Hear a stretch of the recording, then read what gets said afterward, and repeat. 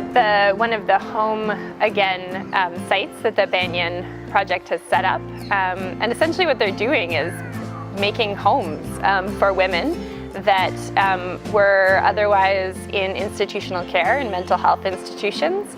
These are women mostly who were homeless and because of their mental illness were unable to function in their family units without support, and they weren't getting that support in their communities before.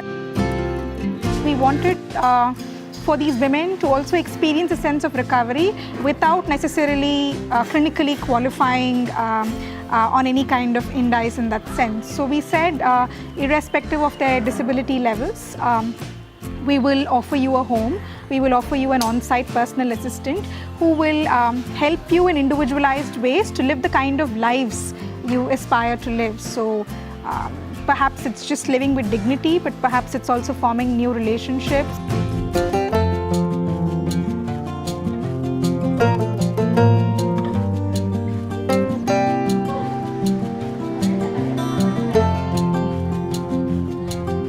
My name is Rehana. I head the operations and logistics at EYES. So EYES is social enterprise focusing on women's health as a whole. We focus on the RMNCH+A continuum, which is the reproductive, maternal, newborn, child health and adolescent health. The birth kit is something that Grand Challenges Canada helped to support in its earlier days.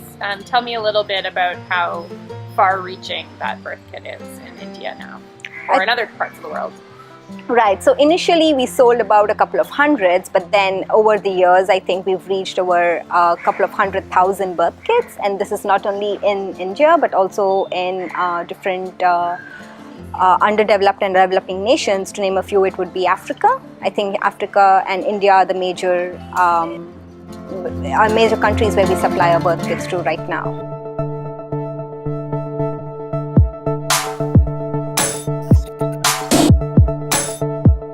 So my biggest takeaway after meeting a handful of innovators based here in Bangalore has been the amazing ability for these people to identify a really specific problem that actually causes a huge amount of health disparity within India and target it with a very smart solution.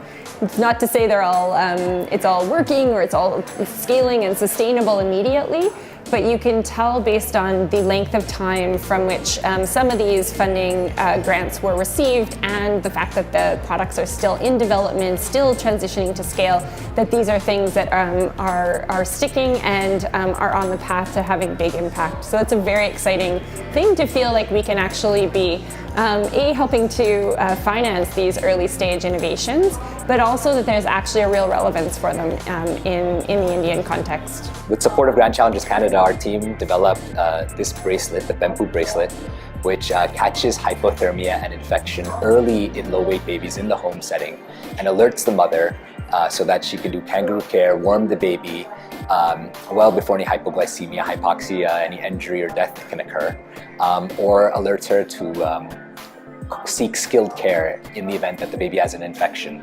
causing persistent hypothermia.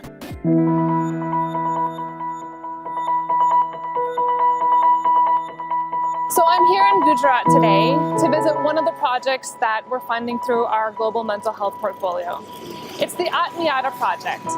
And Atmiyata trains community health volunteers to identify people who are suffering from mental illnesses. These volunteers then provide counseling and support to people who are in distress or who are suffering from common mental disorders such as anxiety or depression. And in cases where there's more severe mental health issues, they refer them to clinics and hospitals where they can get the specialized support and treatment that they need. એ લોકો શું કહેવા માંગન શું એમને શું તકલીફ છે એમના જોડે વાતચીત કરીને એમનો પહેલાં તો વિશ્વાસ જીતી લઈએ પછી એમને સહાનુભૂતિ આપે અને એ કંઈ તકલીફમાં છે એમને પરેશાની છે તો એમની પરેશાની સમજીને એમને એમના પગ ઉપર ઊભા થવા માટે એમને પ્રોત્સાહન આપે છે કે તમે કોઈ પણ રીતે હિંમત ના હારશો. કિરણબેન એ લોકો એવું કહેતા હતા કે આત્મહત્યા કરવું તો ગુનો આપણા માટે તો કોઈને કંઈ સામનો કરવાનો તો હું સામનો કરીએ તોય પણ કોઈ એમ કે પોલીસ કેસને એવું કરીએ તો કે આ તો ખરાબ હતી ને કેવું તો કહેનારા મર્યા પછી કહેવાના જીવ્યા પછી કહેવાના તો સામનો કરીને સામે જ ના પડીએ એટલા માટે.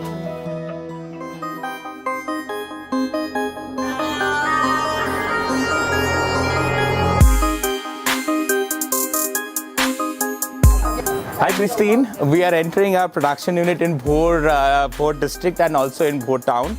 This unit we have set up about a year back in February 2017 under GCC program. So we have only 7 women working here, and they are making compostable sanitary pads. Initially we started with normal, and then we shifted them to the compostable pads. So I think they make about, with the 2 machines, about 1,000 pads per pad a day, and in a month they are making about, I think, 3,000 to 4,000 packets. हे काम मिळून तर मी खूप खुश आहे का तर मी स्वतः माझ्या पायावर कुठेतरी उभे राहिले तर घरच्यांनी पण मला सपोर्ट केल्यामुळे मी इथे आले आणि चेंजेस असं म्हटलं की communication management. Jaydeep, can you tell us a little bit about what Aakar does and how you got it started? So we started Aakar long back in 2010 and we registered in 2011. For me it was just an enterprise which can create livelihood for women in that village.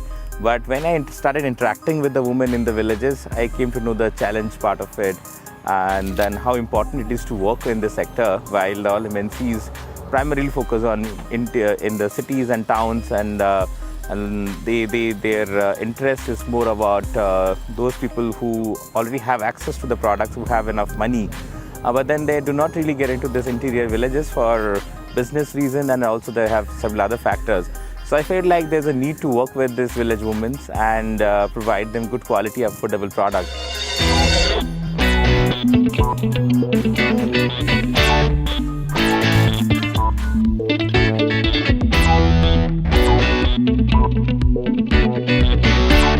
These funding mechanisms actually really empower young scientists like me when we started off our career.